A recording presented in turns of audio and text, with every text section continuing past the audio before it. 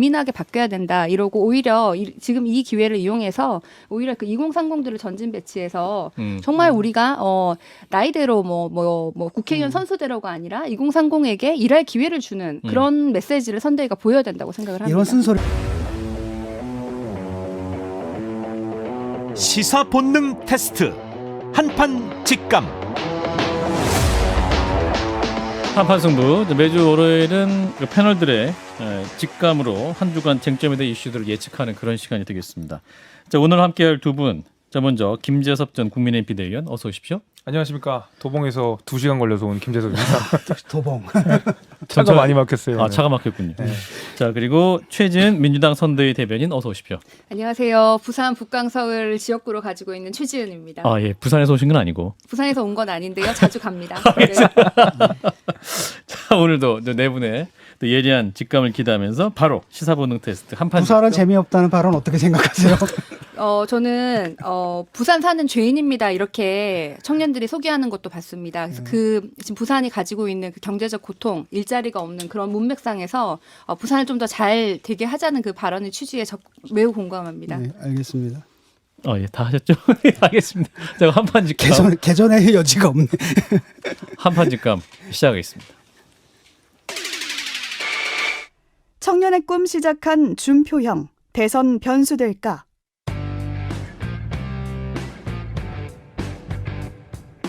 국민의힘 홍준표 의원이 플랫폼 청년의 꿈을 공개하며 자신의 가장 큰 지지 세력이었던 2030 청년들과 직접 소통에 나섰습니다. 플랫폼을 공개한 지 약 하루 만에 수천 개의 질문이 올라왔고 홍 의원은 준표형이라는 닉네임으로 질문에 직접 답변을 달기도 했는데요. 이번 대선에서 2030 세대가 캐스팅 보터로 떠오른 가운데 홍 의원의 청년 소통 행보가 대선 전국의 변수가 될 수 있다는 분석도 나오고 있습니다. 청년 플랫폼 청년의 꿈을 시작한 준표형 대선 변수가 될까요? 예, 자, 첫 번째 직감 문제. 자, 청년의 꿈 플랫폼 시작한 준표형 대선 변수가 될 수 있을까?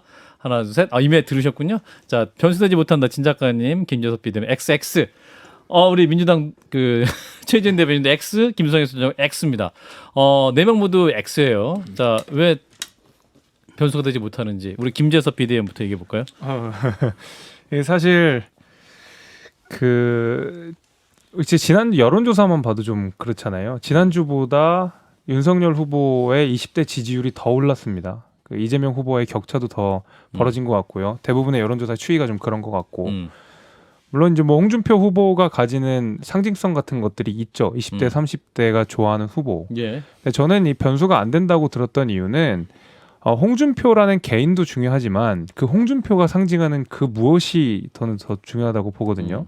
근데 홍준표가 상징하는 특히 이제 이준석 대표가 들고 나왔던 20대 남성들의 어떤 문제점들 정치권의 전면을 가져왔다는 그런 문제들 예. 그런 것들을 홍준표가 상당 부분 많이 흡수를 해놨거든요. 그래서 갑자기 홍준표라는 사람이 20대한테 막 인기를 얻게 된 거지 원래 전통적으로 20대가 지지하는 후보는 아니었잖아요.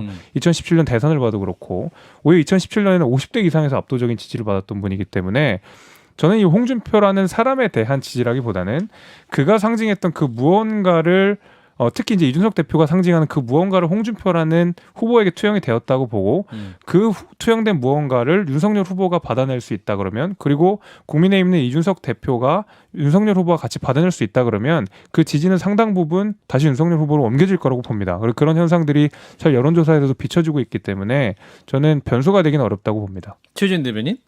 네, 저는 홍준표 전 후보가 변수가 된다는 건 청년들에게 모욕적인 발언이라고 생각을 합니다. 네. 그런가요? 청년들이 무슨 텔레토비도 아니고 이렇게 우르르 막 따라다니는 그런 분들이 아니고 이렇게 판단을 하실 텐데 홍준표 후보가 후보라고 하면 대통령 후보라고 하면은 자기가 좋아하는 후보니까 갈 수가 있지만 홍준표 후보가 후보도 아닌데 뭐 나중에 설사 뭐 윤석열 후보에 대한 지지 선언을 한다거나 설사 선대위에 참여를 한다고 해도 윤석열 후보 자체가 청년을 대변하지 않은데 청년들이 그냥 홍준표 후보를 따라서 간다. 이것은 말이 안 되는 것 같거든요. 그래서 청년들은 이런 이념이나 이런 것을 떠나서 가장 나한테 효능감을 주는 정치인을 찍을 것이기 때문에 아직도 스윙 보터로 남아있고 이재명 후보로 흡수할 가능성도 매우 크다고 보입니다.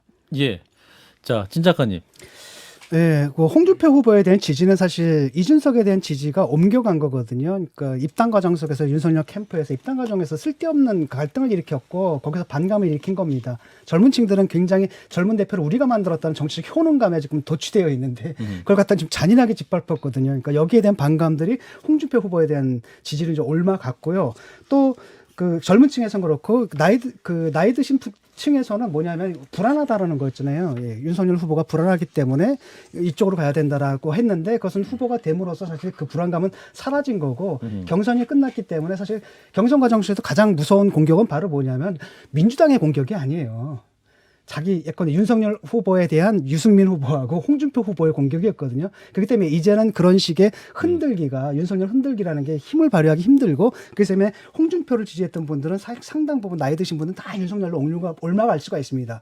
반면에 윤석열을 지지했던 분들이 홍준표로 가느냐 그건 아니거든요. 예를 들어서 홍준표 후보는 옛날 그 코드 그대로거든요. 반면에 윤석열 후보를 지지하시는 분들은 당이 좀 달라졌으면 좋겠다, 새로워졌으면 좋겠다는 기대감을 갖고 있는 분들이기 때문에 진작에 마이크를 예. 그 고정적으로 해주세요. 그 예, 소리가 역으로 계속, 가진 예. 않는다라는 겁니다. 물론 이제 홍준표 후보의 개인적인 매력들이 있잖아요. 그런 부분들이 흡수하고 있는 젊은 층이 덜어 있지만 예. 그게 무슨 변수가 될 거라고 믿지 않고 그렇기 때문에 홍준표 후보는 그냥 혼자서 하고 계시잖아요. 젊은 층들하고 소통하고 참 잘하더라고요. 그다음에 젊은 층들이 또 발견한 게 있거든요. 예. 발견한 부분들이 있기 때문에 그렇게 그냥 자기 실험하게끔 내버려두면 될 것 같아요. 세 분의 말씀을 듣고 TV 캡포님이 청년의 꿈, 그러니까 홍준표 후보가 만든 플랫폼이죠. 현재 이 시간 600만 뷰를 달리고 있습니다.라고 영향력 없다고 말씀하시는 세 분을 향해서 이렇게 말씀하시는데, 자 김성애 소장님. 예, 지금 청년이라고 단순하게 말할 수 없죠. MZ라고 하는데 M하고 Z 사이도 너무 멀어서요. 예, M하고 Z하고도 한 묶음으로 묶을 수 없고요. 그렇죠. 예. 20대, 30대 다르고요. 남녀가 다르고 취업한 자와 구직하는 자 다르고요. 서울 지방이 다르고요. 4년제 대학 고졸이 다르고요. 결혼, 비혼, 그리고 그러니까 비혼이 아니고 뭐 연애 중 이런 처지와 조건이 다 다릅니다. 그 중에서 지금 홍준표 후보를 혹은 이제 홍준표 후보가 만나고 있는 사람들 이 중에서 저는 일부라고 생각을 합니다. 그런 일부의 여론이 움직일 수 있겠죠. 그런데 그게 전부라고 생각하고 대권 주자들이 움직여서는 안 된다라고 생각하고요. 그래서 두루두루 여러 계층과 계급이 다른 청년들의 목소리를 다양하게 듣는 훈련과 연습을 해야 된다라는 것 하나. 하지만 홍준표 후보가 지금 만나고 듣고 있는 이분들도 사실은 하나의 정치적 목소리를 존재하는 분들입니다. 그런데 특히 민주당 쪽에서는 이런 분들이 우익이다, 보수화가 됐다, 뭐 일베다까지라는 심한 표현 써가면서 정치적으로 완전히 무시를 해왔는데, 그러니까 그 목소리를 듣는 것과 그 목소리를 존중하는 것과 그 목소리를 따르는 것은 다 다르거든요. 그래서 정치인들이 그런 점에 있어서 다양한 목소리를 들을 필요는 있겠다라는 말씀을 드리겠습니다. 자 민주당 입장 바로 듣겠습니다. 최지은 대변인. 네. 네. 그러니까 민주당도 이게 어떤 청년층에 대해서 전략을 새롭게 고민해야 한다 이런 취지의 말씀을 해주셨는데. 사실 민주당이 청년이 좀 많이 부족하다고 저도 생각합니다. 저도 예. 이제 민주당에 청년은 아니지만 지금 뭐 당에서는 45세 미만은 청년이라고 하기 때문에 예. 그 나이로 왔는데 우리 당 사실은 국민의힘이 부러울 때가 있어요. 당 대표도 젊고 대변인들도 젊고 또 뭐 전 최고위원들도 젊은 분들이 많아가지고 그런 게 부러운 것도 있지만 동시에 민주당에도 굉장히 많은 자원들이 있다. 지금 청년들 중에서도 자기 아젠다를 가지고 나이만 청년인 것이 아니라 전문성 아젠다를 가지고 민주당에 있는 사람들이 많기 때문에 희망이 있다 이렇게 보입니다. 예, 그렇군요. 자 부럽다고 했는데 우리 김재섭 비대위원님. 네. 전혀 부럽지 않습니다, 저는. 네. 저희 일단 뭐 20대 아까 이제 뭐 김성애 소장님께서 뭐 예를 들면 계급에 따라 다르고 성별에 따라 다르고 뭐 10분 인정하는 바이지만은 기본적으로 20대가 공유하는 정치적 문화, 정치적 정서 같은 것들이 있거든요. 예. 근데 그것이 무엇이냐고 하면 기본적으로 반민주당인 것 같아요. 그런 걸로는 또 단일 대우로 형성이 되는 것 같거든요. 특히 이제 뭐 이제 20대가 많이 이야기하는 것이 이제 2019년에 조국 사태 이후로 민주당의 어떤 위선들을 많이 봤다. 거기다 등을 돌렸다라고 하는 것. 그게 굉장히 뿌리 깊게 20대한테 이제 상처로 남아 있기 때문에 민주당을 못 간다라는 정서들이 이제 있는 것 같고 나아가서 이제 20대는 결국에는 앞으로 내가 취직을 해야 되고 뭐 집을 사야 되고 하는데 사실 문재인 정부 들어서 그게 굉장히 많이 막힌 것 같다라는 어떤 경제적인 문제들이 같이 겹치면서 민주당을 지지하기 어렵다라는 정서들은 확실히 있는 것 같아요. 그게 이제 뭐 계급이든 성별을 좀 조금 초월해가지고 그래서 한동안은 20대 그리고 더 올라가서 이제 30대에 한 35세 이하까지는 앞으로도 국민의힘을 지지하는 성향들은 굉장히 강할 거고 저는 이 현상이 지금 단순히 이준석이라는 당대표로서 나타나는 뿐만이 아니라 앞으로 뭐 대통령 선거라든지 그다음에 지방선거 나아가서는 그다음에 있는 총선까지도 상당 부분 20대 지지율은 변함이 없이 움직일 거라고 생각하고 사실 이번 총선만 봐도 그렇습니다. 사실 서울에서 거의 미래통합당에 압살을 당했는데도 불구하고 20대 남성들의 투표를 보면 미래통합당이 유의미하게 좀 높은 지지율들을 계속 보여왔거든요. 이제 이런 지지율이 그래서 이렇게 압살당한 분위기 속에서도 20대 지지율을 이렇게 좀 견고했던 걸 생각해 보면 한동안 민주당은 20대들의 마음을 돌리기 위해서라면 정말 처절인 노력들을 해야 되지 않을까 생각합니다. 예, 김성애 소장님. 노력해야죠.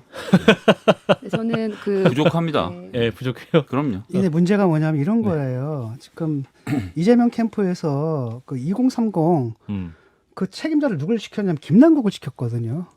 근데 김남국이라는 분이 어떤 분이냐면 소통 단장 말씀하시는 예, 거예요. 조국 사태 때 이른바 조국을 위해서 개싸움을 한 공으로 의원 되신 분이란 말이죠. 이런 분을 거기 딱 앉혀놓는다라는 게 이건 또 무슨 컨셉이지 이런 생각이 들어요. 제가 선대 입장, 거기에 우리 대해서는 최진 대변인. 보면요. 이제 20대 남성들이 많이 가는 그런 사이트에서 그래도 우리 얘기를 많이 들어주는 사람이 홍준표 의원이었다. 홍준표 후보였다. 그리고 굉장히 좋아하는데 또 그 사이트 사람들이 우리 김남국 의원을 또 굉장히 많이 좋아한다고 해요. 그래서 다른 그 김남국 의원이 20대와 많이 소통을 해왔다. 그런 의미에서 그 자리에 앉힌 거고요. 사실은 이제 그 20대 남성들도 소통 측면에서는 김남국 의원에 대한 호감이 있고 사실 지금 20대 지지율을 얘기를 하는데 우리가 민주당하고 후보하고 또 국민의힘하고 후보하고 좀 분리를 할 필요가 있을 것 같아요. 저는 국민의힘은 근본적으로 꼰대 정당이라고 생각을 하는데 지금 이준석 대표 때문에 가려진 건데 윤석열 후보가 그러면은 20대 청년을 대표하냐? 전혀 그렇지 않다고 생각을 하거든요. 그리고 민주당이 잘못한 것이 충분히 있겠지만 이재명 후보 같은 경우에는 충분히 청년에게 어필하는 여러 가지 요소가 있다고 생각을 합니다. 지금 메타버스 매일 타는 버스를 타고 일주일에 뭐 3, 4일씩 청년 속으로 들어가가지고 청년들과 이렇게 민생 행보를 하면서 정말 이렇게 기성세대가 정책을 만들어 청년들한테 주는 것이 아니라 청년들이 주체가 될 수 있도록 그 기회를 주고 있다고 생각을 하고 정말 경청하고 있다고 생각을 하기 때문에 좀 우리가 홍보를 좀 더 잘해야 되는데 후보는 청년들에게 정말 어필할 여러 가지 잠재적 요소가 있다고 보입니다. 그리고 민주당은 김성애 청년본부가 이동학, 장경태 두 공동본부장이 운영을 하고 있고 김남국 의원이 다 하고 있는 건 아닙니다. 사실관계를 바로 잡겠습니다. 그 펨코라는 곳인데 거기서는 그러니까 이른바 MZ 세대 중에서 인터넷 커뮤니티를 말씀하는 예. 겁니다. 독특한 사람들이거든요. 특히 이제 안티페미니즘으로 뭉쳐 있는 사람들이에요. 근데 그 사람들은 같은 경우에 2030 중에서도 남성이고 그 중에서도 일부거든요. 근데 거기에 여론을 갖다가 전체 2030의 여론이라고 착각하시면 안 될 것 같고 그다음에 제가 이제 조언을 드리자면은 이게 공급자 측면에서 접근할 게 아니라 예컨대 홍준표 후보가 왜 이렇게 떴습니까? 그건 젊은이들이 직접 발견한 거거든요. 어떤 요소를. 그런 식으로 홍보 전략을 좀 바꿀 필요가 있다는 겁니다. 옛날처럼 내가 좋은 정책을 마련해가지고 너희들 주면 나랑 친해지 이렇게 고양이 같아요. 2030은. 먼저 이렇게 친한 척 하자면 싫어합니다. 가만히 그냥 하다가 그들이 알아서 호기심을 느끼고 오게 만들어야 되는데 제가 볼 때 이재명 후보의 캠프의 그 선전 방식, 홍보 방식이 상당히 낡은 것 같아요. 저도 한마디만 보태자 그러면 김재섭 사실 비대위원? 김남국 의원은 펜코에서도 한번 쫓겨난 경력이 있는 뭐 그런 분 아니시겠습니까? 그래서 저도 사실 뭔가 2030을 대표해서 김남국 의원이 나오신다 그래가지고 사실 뜨악한 면이 좀 있었죠. 제 주변에도 김남국 의원을 바라보는 시선 물론 뭐 저의 편향된 인간관계일 수 있겠습니다만은 사실 뭐 좋아하는 그 뉘앙스가 많이 다르거든요. 그래서 뭐 방송 중에 얘기하기 좀 어렵지만 어쨌든 좋아하는 그 뉘앙스가 많이 달라서 그 좋아한다고 착각을 하시면 안 될 것 같고 저는 이제 이재명 후보 뭐 정책 관련돼서도 뭐 여러 가지 말씀하셨잖아요.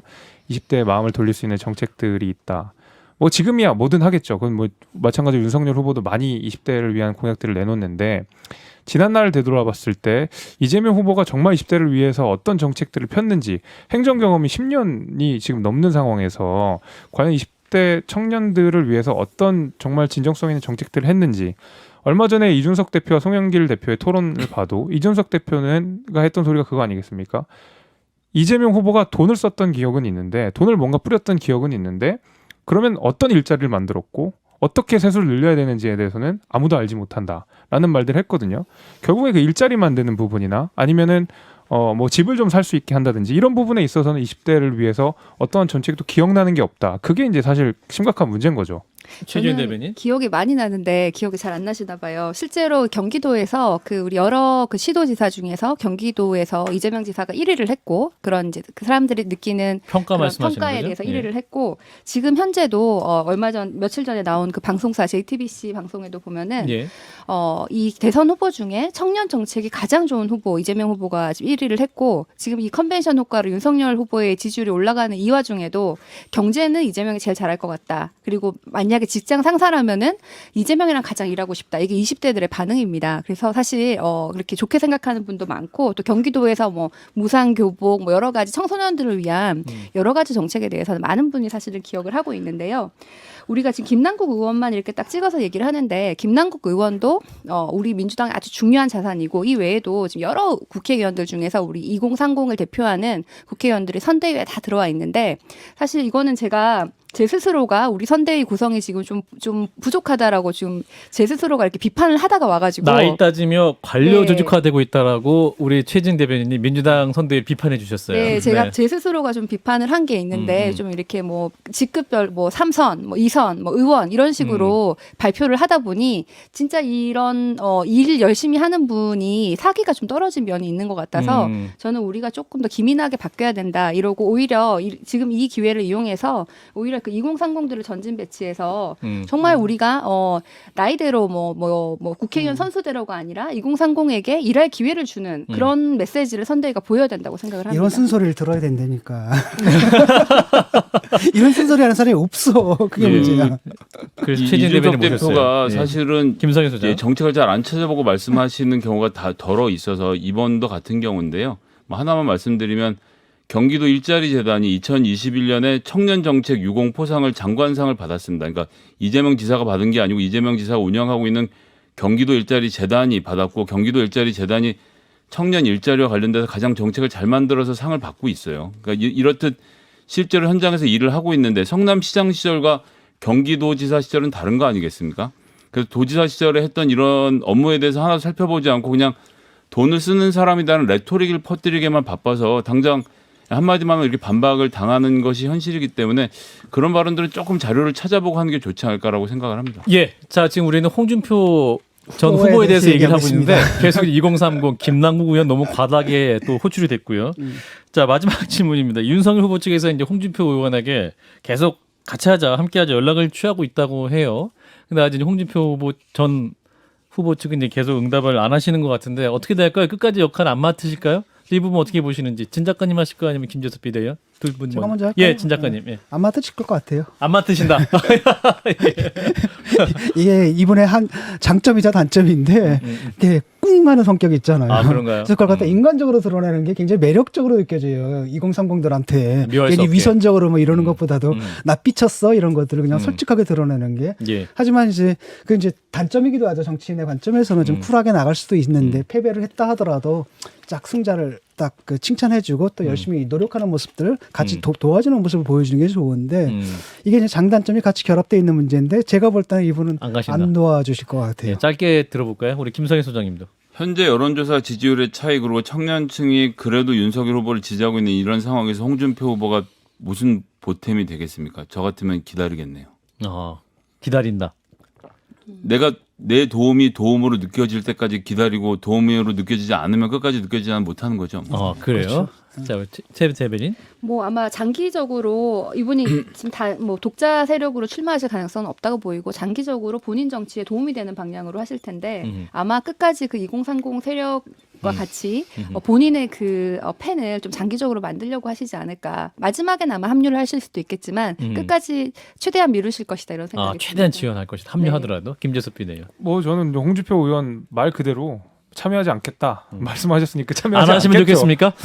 아니 뭐 그런 건 아니지만 너무 웃음새 얘기하는 거 아니에요? 아니, 참여하진 않으실 것 같고 뭐 여러 번 한 3차 정도 3번 정도를 거듭 이야기를 하셨기 때문에 예.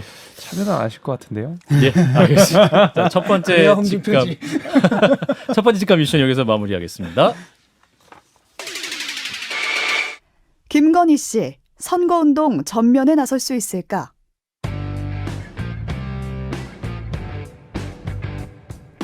국민의힘 윤석열 후보가 본격적인 대선 후보로서의 활동을 시작한 가운데 부인 김건희 씨의 등장 여부에도 관심이 모이고 있습니다. 국민의힘은 선대위가 꾸려지는 대로 배우자 지원팀을 만들 예정이라고 하는데요. 하지만 도이치모터스 주가 조작 의혹, 허위 이력 의혹 등 김건희 씨를 둘러싼 의혹이 계속되고 있는 상황에서 김건희 씨의 등장이 역풍을 불러올 수 있다는 지적도 나오고 있습니다. 이런 상황에서 윤석열 후보의 부인 김건희 씨는 선거운동 전면에 나설 수 있을까요? 네, 자, 두 번째 질문. 자, 윤석열 후보의 부인 김건희 씨 선거운동 전면에 나설 수 있을까요? 라는 질문이 되겠습니다. 김병민 대변인과 했을 때 조만간 나설 수 있다라고 저희 방송에서 말씀하셨었는데, 자, 이 부분 저 OX 하나 둘 셋 들어주세요. 예, 진 작가님 세모. 웬만하면 세모 이런 거 안 하시는데 세모. 자, 우리 전면에 나설 수 있을 전면, 것 같진 후면, 중간. 중간 정도로 나서는 낫지 않을까. 자, 김재섭 비대위원 O 그리고 김성애 소장 최지은 대변인 두 분 다 X입니다. 자, O라고 하신 분부터 들어볼까요? O 네. 김재섭 비대위원. 글쎄요, 그 전면의 의미가 뭔지 잘 모르겠지만은 사실 지금 김건희 씨 이름이랑 예. 그 얼굴을 모르시는 분들이 없잖아요. 대한민국 국민들 중에 사실 그거는 김재섭 비대위원만의 생각입니다. 많이들 아시잖아요. 아, 그런가요? 네, 그래서 워낙 네. 이제 언론에서도 많이 나왔고 특히 최근에 몇 개월 전에 뭐 줄리 논란 이런 걸로 사실 막 벽화에서도 막 그려지고 뭐 여러 그 구설수들이 굉장히 많았었기 때문에 예. 뭐 뒤에 계신다고 해서 감춰질 것도 아니고 뭐 전면이라고 하는 것이 뭐 어디까지가 전면인지는 모르겠지만은 어쨌든 김건희 씨가 뭐 다른 건 둘째치고 적어도 사업가로서 기획자로서는 인정받은 사람 아니겠습니까? 예, 예. 예. 그래서 적어도 그런 면에 있어서는 어떤 대통령 후보자 본인의 그 배우자로서 일정 부분 그런 기획이라든지 아니면 뭐 어떤 사업과 관련된 어떤 기획력들은 충분히 보여줄 수 있지 않을까라는 생각이 들어서 예, 뭐 뒤로 감춰 있거나 그러진 않을 것 같습니다. 저는. 네, 최지은 대변인. 뭐 저는 이 선거 캠프에서 결국은 표에 도움이 되느냐 이것으로 판단을 하는 유일한 기준이 그 득표인데 과연 김건희 씨를 노출시켜가지고 선거 캠프에 득이 될까라고 봤을 때 수사가 너무 많이 걸려져 있고 또 이분이 지금 가지고 있는 이미지가 좀 각종 의혹들과 이미지가 많기 때문에 예. 표에 도움이 안 될 것이다. 그래서 가능한 한 최대한 늦추고 설사 노출시키더라도 뭔가 지금 이미지를 쇄신할 수 있는 좀 뭔가 서민적이고 털털한 이미지로 이렇게 하려고 할 텐데 아마 잘 안 돼서 오히려 부작용이 나타날 것이다. 그래서 가능한 한 늦추려고 하고 최대한 등장 안 시키려고 하지 않을까라고 생각합니다. 신 작가님. 저도 그럴 것 같거든요. 왜냐하면은 전면으로 노출되는 게 아니라 어쨌든 나서긴 나서야 되잖아요. 왜냐하면 대통령 그 직위다라는 게 또 퍼스트 레이디의 그 역할도 상당히 크거든요. 그러니까 공적인 부분에 나설 텐데 지금 뭐 이미지 자체가 상당히 부정적으로 형성됐고 앞으로도 또 해명할 것들이 많잖아요. 그런 것 자체가 선거운동에 큰 도움은 되지 않기 때문에 최소한의 선에서 이제 멈추지 않을까 이런 생각이 들고 서민적인 이미지를 연출하거나 이러면 난 큰일 난다고 봐요. 자기가 아닌 걸 연출하다 보면 항상 사고가 나거든요. 그러니까 이분이 뭐 서민으로 살아온 건 아니잖아요. 라고 한다면 그냥 솔직하게 그런 모습들을 드러내는 게 낫고 퍼스트 레이디에도 여러 형들이 있잖아요. 굉장히 적극적으로 나서는 이른바 옛날에 그랬잖아요. 클린턴이 딱 당선됐을 때 뭐라고 나왔냐면 뉴스에 힐러리 남편 대통령 되다 뭐 이런 식으로 그런 스타일이 있는가 하면은 굉장히 내조형도 있고 그래서 저는 오히려 후자로 가지 않을까 싶어요. 예, 김성애 소장님. 예, 그 김건희 씨가 기획자로서 잘했다고 말씀하시니까 제가 사실 이 방송하면서 한 번도 김건희 씨 검증 관련해서 얘기를 해본 적이 없어요. 우선 관심도 없고 그분이 뭐 코바나 컨텐츠 말씀하시는 코바나 거죠? 컨텐츠 관련된 뭐 검증이 중요하다고 생각하지도 않았는데 기획을 잘한다고 말씀하시니 굳이 말씀하셨으니 저도 한 말씀만 드리면 2013년도에 세종문화회관에서 했던 이 기획전 문화체육관광부가 후원이 아니었는데 후원인 것처럼 썼다가 문화체육관광부로부터 공문 받고 내리라는 이야기까지 들어서 뭐 기획을 그렇게 잘하셨던 분인지 그리고 최근에 벌어졌던 이력서 위조 논란 뭐 그게 적법 여부를 떠나서 기획을 잘하시는 분인지에 대해서라기보다는 뭐 대중적인 이미지가 좀 더 문제가 있을 거라고 보고요. 결국 나서는 최근에 있었던 또 이 소위 말하는 개 사과 논란 저는 그 개 사과를 뭐 모욕적으로 뭐 이런 거는 다 치우겠습니다. 그렇게 안 볼 수 있어요. 그냥 뭐 좀 약간 소프트하게 가는 분위기에서 했을 수 있는데 해명 과정은 결국 나중에 기자들이 후속 취재를 해보니 그 아크로비스타 건물 지하 1층에 있는 코바나 컨텐츠 사무실에서 김건희 씨와 김건희 씨의 직원 혹은 직원으로 추정되는 분이 해서 올렸다라고 하는 거예요. 그리고 이제 사과 장면. 예, 예. 보도에서도 많이 나왔지만 SNS 관리를 부인 외에는 아무도 못하게 한다라고 해서 지금까지 이 인스타그램 많은 무리를 일으켰지 않습니까? 그러니까 전면에 나서서 선거운동 하는 것을 캠프에서도 전 반기지 않을 거라고 생각을 하고요. 기본적인 일들을 소화하지 않겠나. 그리고 내일 지금 이제 권호성 도이치모터스 회장의 구속 여부가 결정이 되는데 이 이후에 소환 및 뭐 혐의가 있는지 없는지가 결정이 되고 난 다음에나 우리가 다시 얘기할 수 있는 문제가 될 것 같습니다. 예, 이제 김건희 씨가 의혹이 많이 있다지 말씀하셨는데 지금 이제 보면은 박사학위 논문 표절, 주가 조작 연루 의혹, 코바나 콘텐츠 기업 협찬 문제, 허위 경력 기재 여러 가지 의혹이 있습니다. 이런 부분들 중에서 좀 주목하고 계신 부분이 뭐가 있는지부터 좀 말씀해 주시면 우리 최진 대변인부터 좀 말씀해 주실까요? 네, 뭐 주가 조작 같은 경우에는 법적으로도 큰 문제가 되고 예. 또 명백히 피해자가 있는 것이잖아요. 그래서 이거는 또 김건희 씨하고 윤석열 이 부부 사이는 또 경제 공동체로 보이기 때문에 예. 법적으로는 이게 가장 문제가 될 것 같은데 실제로 정서적으로는 만약에 2030 세대가 봤을 때는 오히려 허위 경력 기재 그 이런 교원 것- 임용 관련할 때. 네, 네. 예. 이런 것으로 하는 것이 굉장히 불공정하다. 이게 좀 이렇게 반칙과 특권을 누린 것이다. 이렇게 보여서 오히려 정서적으로는 그게 더 큰 문제가 될 수 있지 않을까 생각합니다. 진 작가님? 저도 마찬가지라고 생각을 하고요. 그 다음에 이 부분은 분명히 털고 넘어가야 됩니다. 그러니까 그 기획에 관해서 얘기하면 이분이 이제 큰 기획전들을 많이 했어요. 그러니까 또 듣지 않으니까 그 기획전 할 때 제 글도 인용을 했더라고요. 아, 진 작가님 미학 네. 오디세이. 예, 예, 그런 글도 중요한 인용을 거 했고 가지고. 그랬는데 예, 예. 어쨌든 간에 지금 이분이 그 경력 있잖아요. 그러니까 예. 이걸 갖다 과장을 했거든요. 과장을 한 것들이 한 번이 아니라 여러 차례 나왔다라고 하면 이것은 실수가 아니라 의도된 것이다라고 봐야 되고 이 부분에 대해서 윤리적인 책임을 져야 되고 예. 이 부분을 털고 넘어가야 됩니다. 그래서 후보가 어떻게 얘기를 해야 되냐면은 공과 사를 구별해야 된다. 분명히 내 아내다 하더라도 법에서 예외는 없다. 만약에 법적으로 문제가 된다면 책임을 져야 된다. 하지만 그럼에도 불구하고 그는 내 아내다. 나는 그를 사랑하는 길을 멈출 수 없다. 이렇게 정리하고 넘어갈 문제라고 생각을 합니다. 예, 자 김민수 비대위원도 이 허위 경력 관련해서 말씀해 주시면. 문제가 되죠. 허위 경력이라든지 논문 표절 같은 경우에는 특히 이제 윤석열 후보가 약한 20대, 30대의 표심에 영향을 줄 수 있다고 생각이 되기 때문에 예. 분명히 이제 이 부분은 문제가 될 수 있고 확실히 이제 의혹은 털고 가야 된다 생각을 하고 있습니다.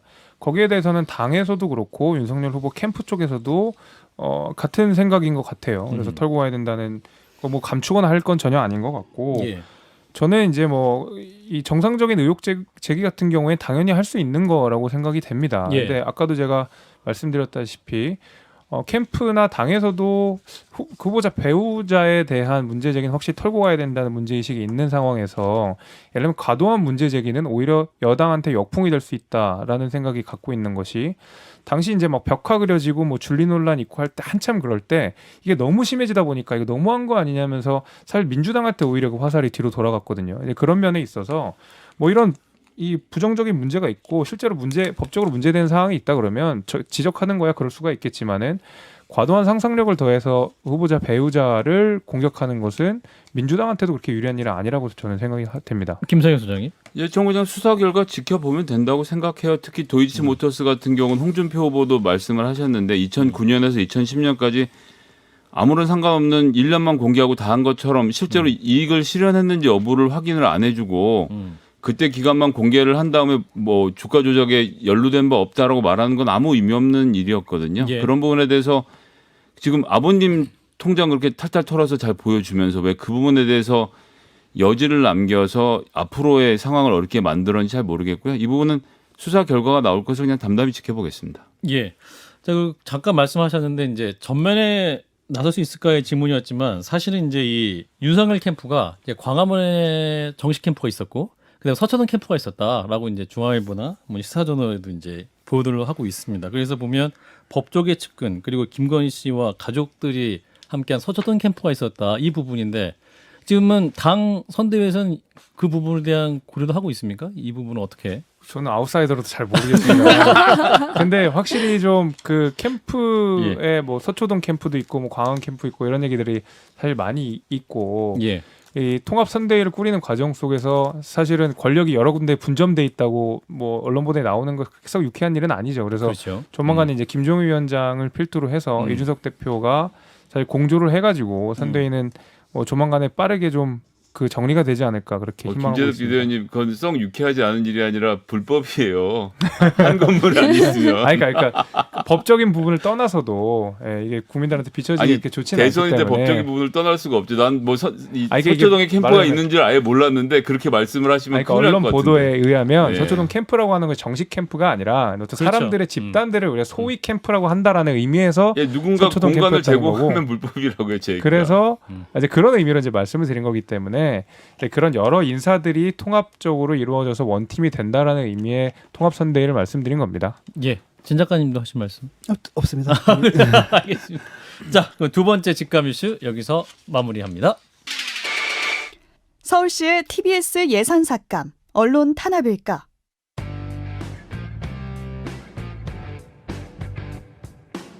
친여 성향의 방송인 김어준 씨가 민주당 이재명 후보를 공개 지지한 가운데 서울시가 내년도 TBS 예산을 올해 375억 원에서 123억 원으로 삭감해 논란입니다. 오세훈 서울시장은 이번 기회에 TBS가 재정 독립을 해야 한다는 의미에서 예산을 책정했다고 설명했지만 이를 두고 언론노조에선 언론 탄압이라고 주장하고 있는데요.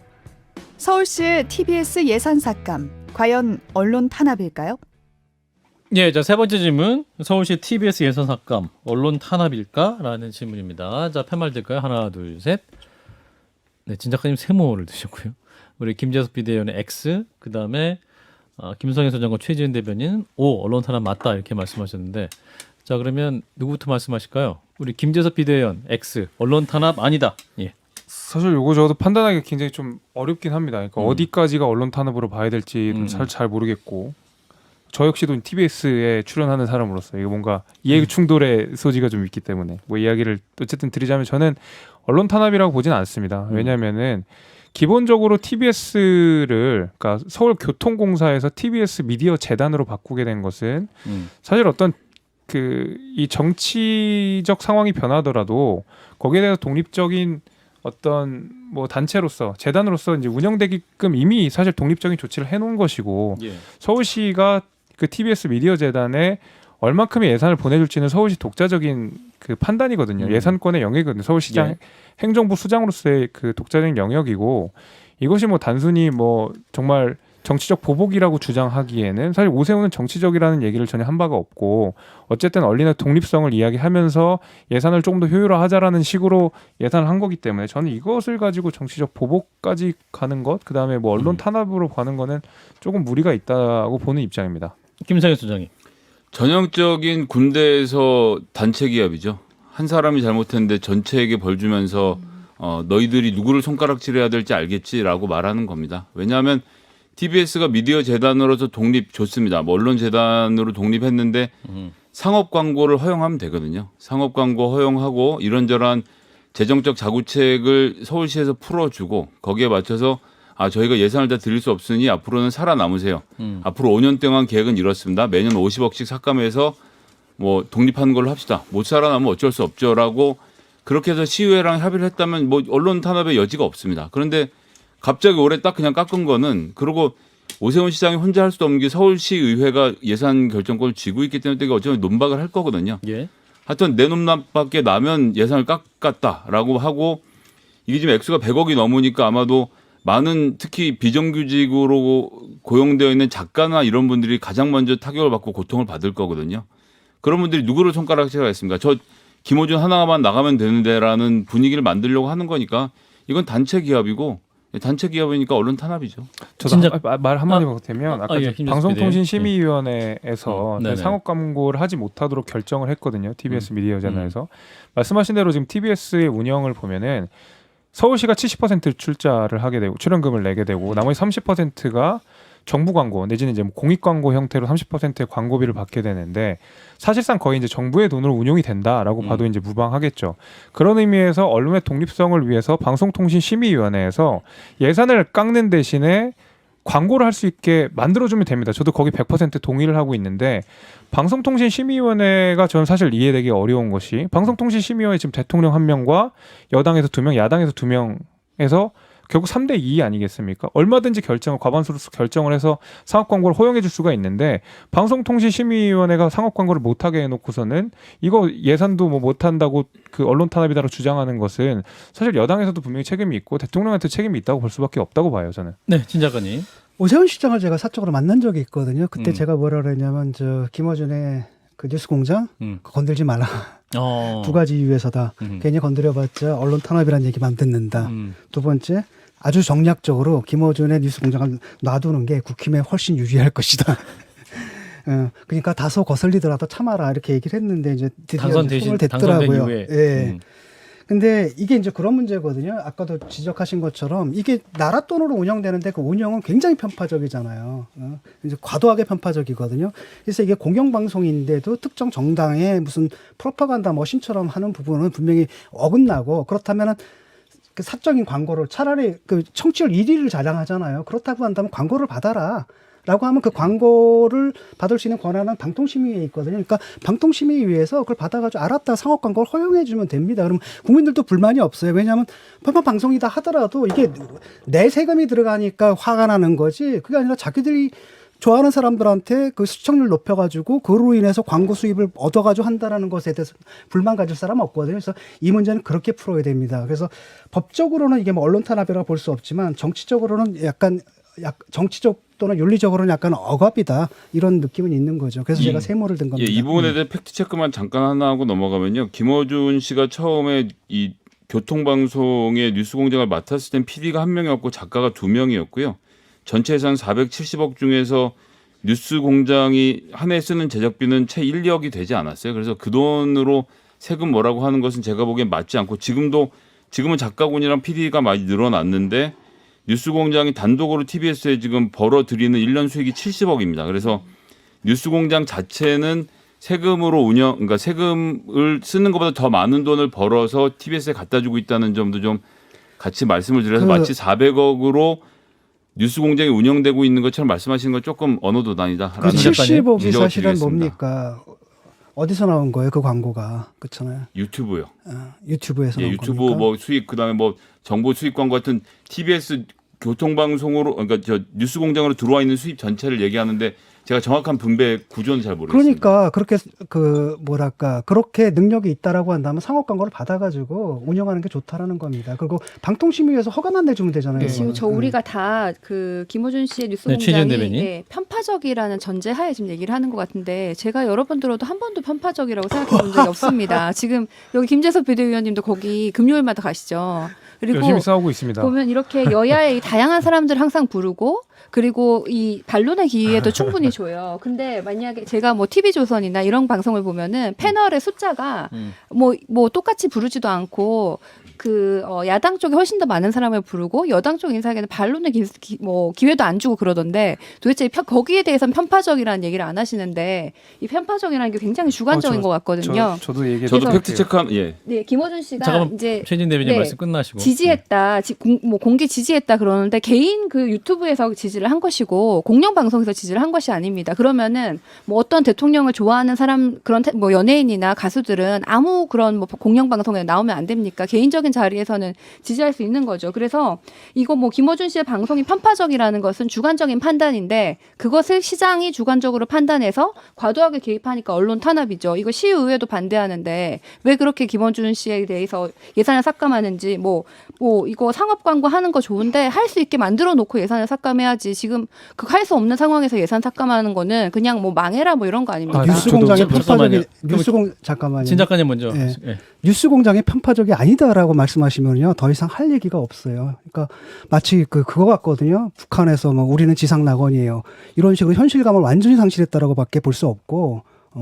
저는 편파적이라는 게 주관적이고요. 그러면은 조선일보도 편파적이고 TV조선도 편파적인데 이런 모든 사실은 미디어가 어떻게 보면은 그 특성상 편파적일 수도 있는데 미국에선 오히려 그것을 공개적으로 허용하고 할 수 있도록 그 룸을 만들어놨잖아요. 그러니까 조선일보처럼 상업 광고를 하라고요. 그러니까 아무 문제가 없다는 거죠. 저도 상업 광고 하는 국민의 것에 혈세를 가지고 잠깐만요. 작가님 시민의 혈세를 말씀하시고. 가지고 시민의 혈세를 가지고 운영되는데 좀 전에 말씀하신 게 큰 문제라고 보거든요. 지금 김어준의 방송이 편파적이다는 건 모든 국민이 아는데 그건 주관적이라고 하고 편파적이지 않다는 건 객관적이라고 말씀하시는 거잖아요. 아니요, 그 편파적이고 그게 아닌 걸 판단이 객관적- 주관적이라는 겁니다. 객관적 예. 주관적의 기준이 완전히 그 되어 있고 저는 그걸 봐요. 아까 도착적이라고 말씀드릴 수밖에 없거든요. 이러면 얘기가 안 돼요. 우리가 하나의 세계를 공유하지 못하면. 예. 제 진중권 패널님하고 저하고는 같은 세계가 없는 세계를 공유하지 못하는 거에 대한 인정을 아니요, 합니다. 민주당이 참 국민 전체와 세계를 공유하지 못한다는 게 저는 굉장히 슬퍼요. 네, 이제 김재섭 비대위원님 말씀할게요. 자, 김재섭 비대위원. 말씀하신 대로 그 TV조선이나 그거는 정부 예산을 안 받지 않습니까? 물론 뭐 거기서 뭐 신문 뭐 어떤 뭐 진흥법에 의해서 굉장히 적은 금액들을 받긴 하는데 애초에 거기 상업 광고를 유치를 해서 자체적으로 하는 거기 시민의 예산이 들어가는 것이 아니기 때문에 TV조선이랑 애초에 편파성을 가지고 논의를 하는 것 자체가 굉장히 좀 이상한 일이고요. 물론 그 편파성은 주관적인 평가에 따라서 어쨌든 뭐 판가름 날 일이지만 결국 편파성이라는 게 방송통신심의위원회에서 결정하는 것이고 상업 광고를 유치할지 여부도 방송통신심의위원회에서 결정할 것인데 아까 말씀드린 대로 대통령이 1명, 여당이 2명, 야당이 2명입니다. 그냥 애초에 여당이 유리한 구조로 되어 있어요. 근데 여기서도 상업 광고를 못 해놓고 오세훈 시장이 예산 삭감한 것만 가지고 나서 이걸 가지고 언론 탄압에 주장하는 것은 옳지 않다라는 얘기를 아까도 말씀을 드린 거기 때문에 애초에 지금 논의 측면이 좀 벗어난 것 같아요. 예, 한 1분 남았거든요. 자, 1분 남았으니까 30초씩 양진영씩 쓰겠습니다. 김성현 소장님 말씀하실까요? 예, 김재섭 의원 뉴스공장과 싸웠다는데 김윤 위원장이 싸웠지 본인이 싸운 거 아니라 저는 팩트 체크하고요. 그다음에 종편이 인정합니다, 그거는. 종편이 국가돈 안 받는다고 하는데 의무 전송 수익금도 없고 중간 광고를 포함해서 엄청난 혜택을 받아 수천억 원의 혜택을 보고 있다는 것은 국민들이 다 알고 있습니다. 예. 반론하시겠습니까? 네, 진 작가님이나 김재섭 비대위원 30초. 네. 뭐 합의가 됐잖아요. 그냥 방통심의위에서 상업 광고를 허용하라. 그럼 깨끗이 끝날 문제잖아요. 그렇죠? 네, 저도 마찬가지고 애초에 정부가 임명한 그 여당이 임명한 인사가 많은 방송통신심의위원회에서도 상업 광고를 못하게 한 것은 가만히 있고 왜 오세훈 시장의 예산 삭감만 가지고 문제를 삼느냐 이해하기 어렵다. 저는 뭐 이 10초. 상업 광고에 대해서 먼저 해결이 난 다음에 예산 삭감을 얘기를 하는 저는 것이 김어준의 순서에 뉴스공장의 맞다고 존속을 생각을 바라는 합니다. 사람입니다. 알겠습니다. 자, 한판 직감 오늘도 뜨거운 시간이었습니다. 자, 오늘 함께해 주신 두 분. 자, 김재섭 전 국민의힘 비대위원 그리고 최지은 민주당 선대위 대변인 두 분 고맙습니다. 고맙습니다. 감사합니다.